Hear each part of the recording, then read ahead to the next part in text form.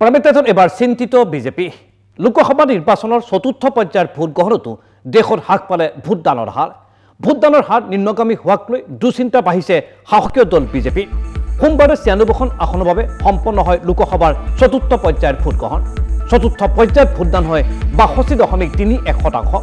প্ৰথম তিনিটা পৰ্যায়ৰ ভোটদানতকৈ চতুৰ্থ পৰ্যায়ত হ্ৰাস পালে ভোটদান। ইয়াৰ পূৰ্বে প্ৰথম পৰ্যায়ত ৬৪.১৪, দ্বিতীয় পৰ্যায়ত ৬৪.৭১, তৃতীয় পৰ্যায়ত ৬৫.৬৮%। পূৰ্বৰ তিনিটাকৈ নিৰ্বাচনতকৈ এই হাৰ হ্ৰাস পোৱা কেন্দ্ৰ কৰি দেশত আৰম্ভ হৈছে ৰাজনৈতিক জল্পনা কল্পনা। নিম্ন হাৰত ভোটদানে প্ৰধানকৈ বিজেপিক ক্ষতিগ্ৰস্ত কৰিব বুলি হোৱা চৰ্চাৰ বাবে এতিয়া চিন্তিত হৈ পৰিছে গেৰুৱা শিবিৰ। ভোটদানৰ হাৰ নিম্নগামী হোৱাৰ আঁৰত বিজেপিৰ বিৰুদ্ধে পৰিস্থান বিৰুদ্ধও নেকি তাক লৈ এতিয়া আৰম্ভ হৈছে তীব্ৰ চৰ্চা। প্ৰথম তিনিটা পৰ্যায়ৰ দৰে চতুৰ্থ পৰ্যায়ৰ নিৰ্বাচনটো উত্তৰ প্ৰদেশত দেখিবলৈ পোৱা গ'ল ভোটাৰৰ অনীহা। চতুৰ্থ পৰ্যায়ত বিজেপিৰ দুৰ্গৰূপে পৰিচিত ৰাজ্যখনত ভোটদানৰ হাৰ কেৱল ৫৮%। একেদৰে বিজেপি মিত্ৰজোঁটৰ চৰকাৰ থকা মহাৰাষ্ট্ৰ আৰু বিহাৰৰ ভোটদানৰ হাৰ আছিল ক্ৰমে ৫৯ আৰু ৫৭%। ৰাজ্যসমূহৰ ভিতৰত এইদৰে বিজেপি শাসিত ৰাজ্যত ভোটদানৰ হাৰ নিম্নগামী হোৱাৰ কথাই দুশ্চিন্তা বঢ়াইছে গেৰুৱা দলটোৰ। বিশেষকৈ উত্তৰ প্ৰদেশৰ নিৰ্বাচনত নাই কোনো মোদী ঢৌ অথবা ৰাম মন্দিৰৰ বিশেষ ইছ্যু।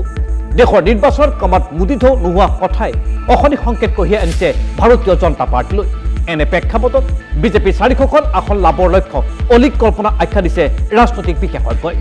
ৰাজনৈতিক বিশেষজ্ঞ যোগেন্দ্ৰ যাদৱে বিশ্লেষণ অনুসৰি বিজেপি এইবাৰ এককভাৱে নিৰংকুশ সংখ্যাগৰিষ্ঠতা অৰ্জন কৰাত ব্যৰ্থ হ'ব। ৰাজনৈতিক বিশ্লেষকগৰাকীৰ মতে বিগত নিৰ্বাচনতকৈ এইবাৰ বিজেপিয়ে হেৰুৱাব কমেও ৬৫খন আসন। একেদৰে এনডিএ অন্যান্য সহযোগী দলে হেৰুৱাব ১৫খনকৈ আসন। যদি সেয়াই হয় তেন্তে বিজেপি নেতৃত্বাধীন এনডিএ মিত্ৰজোঁটে নাপাব একক সংখ্যাগৰিষ্ঠতা। মূলতঃ দেশৰ শাসন ব্যৱস্থাৰ প্ৰতি একাংশৰ যে মোহভংগ ঘটিছে সেই কথাই প্ৰকাশ পাইছে প্ৰথম ৪টা পৰ্যায়ৰ নিৰ্বাচনত। বিজেপিৰ হিন্দুত্বৰ ৰাজনীতি আৰু সমন্বয়হীন বিৰোধী ৰাজনীতিয়ে আকৰ্ষিত কৰি পোৱা নাই ভোটাৰ সমাজক।